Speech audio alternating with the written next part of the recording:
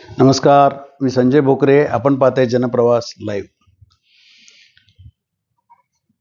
अजितदादांची राष्ट्रवादी आणि शरद पवार राष्ट्रवादी हे पुन्हा एकत्र येतील का आणि त्याच्यासाठी काही घडामोडी घडतायत का या विषयावरच आज विश्लेषण करायचं. आता नुकतंच अधिवेशनामध्ये शरद पवार राष्ट्रवादीचे प्रदेशाध्यक्ष जयंत पाटील यांची बॉडी लँग्वेज बघा, त्यांच्या चेहऱ्यावरचं हास्य बघा, योग्य वेळी योग्य निर्णय हे त्यांनी केलेलं प्रतिपादन हे बरंच काही सांगून जातंय. हे काही लपलेलं नाही आहे.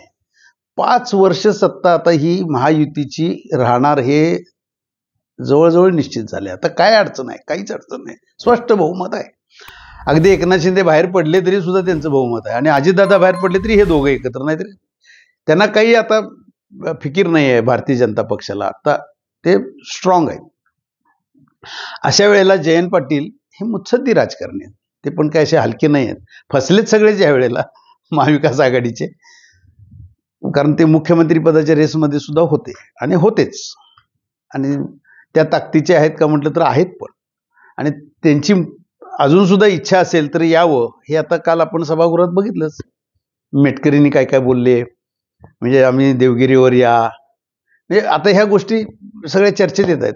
अशा वेळेला नक्की शरद पवारांची भूमिका काय असणार हे जयंत पाटलांनाच माहिती असणार आणि सुप्रियाताईंना.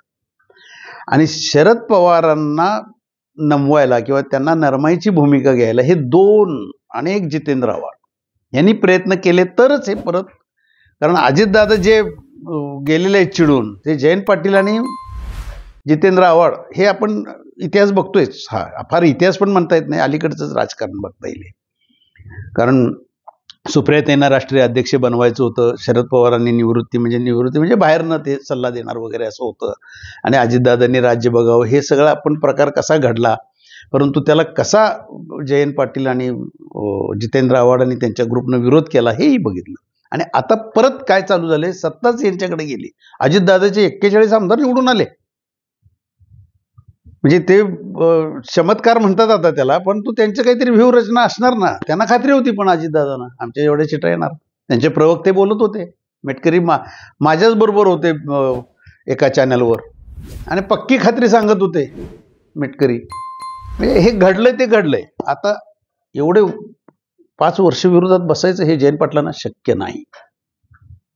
त्यामुळं आता मात्र काहीतरी आत गडबड चालू आहे. बरं, ह्याच्यातनं आता भारतीय जनता पक्षाची भूमिका काय राहील? एकनाथ शिंदेची काही फिकीर नाही आहे अजितदादांच्या राष्ट्रवादीला. त्यांचं जमत नाहीच आहे. परंतु भारतीय जनता पक्ष सुद्धा म्हणेल ठीक आहे, राष्ट्रवादी एकत्र होत असेल आणि शरद पवारांची पण ताकद आमच्याकडे आणि परत तुमच्यामुळे येत असेल तर आम्हाला काही बिघडायचं कारण आहे. हे देवाभाऊ भारतीय जनता पक्षाचे केंद्रातले नेते ठरवतील आणि पवार साहेबांचं केंद्रातल्या नेत्यांच्या बरोबर चांगलं आहेच.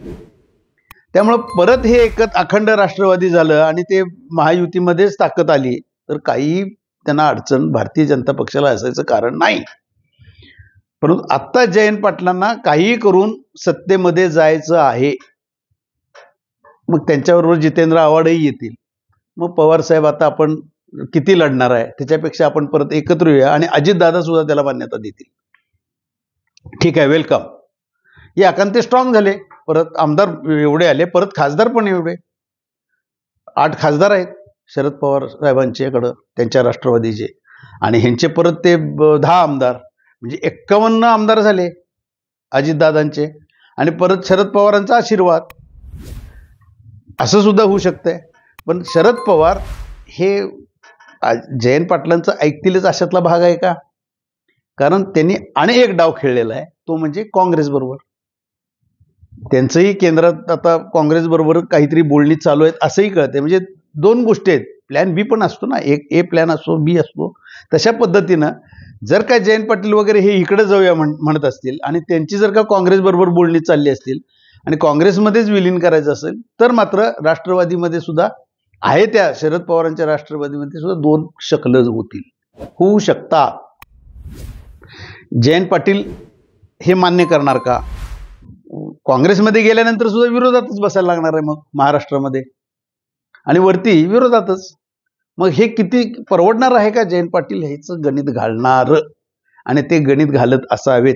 जितेंद्र आव्हाड सुद्धा बघा अलीकडच्या काळात आता देवाभाऊंच्या बद्दल मुख्यमंत्री झाल्यानंतर त्यांचे कोण कोण विरोधक आधी काय काय बोलत होते आणि आत्ता काय बोलतात. नाही, देवाभाऊंचं आमचं राजकीय वैर होतं, आमचं वैयक्तिक कुठं वैर आहे. आता ते अगदी कडचे सुद्धा बोलून गेले. सत्तेचा महिमा याला म्हणतात. आता देवाभाऊंचं सगळेच कौतुक करतील हो. आधी तुम्ही काय करत होता आता तो विषय सोडून द्या. परंतु जयंत पाटील मात्र विधानसभेमध्ये योग्य वेळी योग्य निर्णय, म्हणजे आता ती योग्य वेळ आली आहे का? शरद पवार साहेब नरमाईचं धोरण घेणार का? जयंत पाटलांचा दबाव तेवढा पडणार का? आणि शरद पवारांनी नरमाईचं धोरण घेतलं तर अजितदादांची राष्ट्रवादी आणि शरद पवारांची राष्ट्रवादी एकत्र आल्याशिवाय राहणार नाही, हे म्हणायला काहीही हरकत नाही. आता कळेलच आपल्याला, काही दिवसात हे सगळं स्पष्ट होईल. आज इथंच थांबू, उद्या पुढच्या भागात.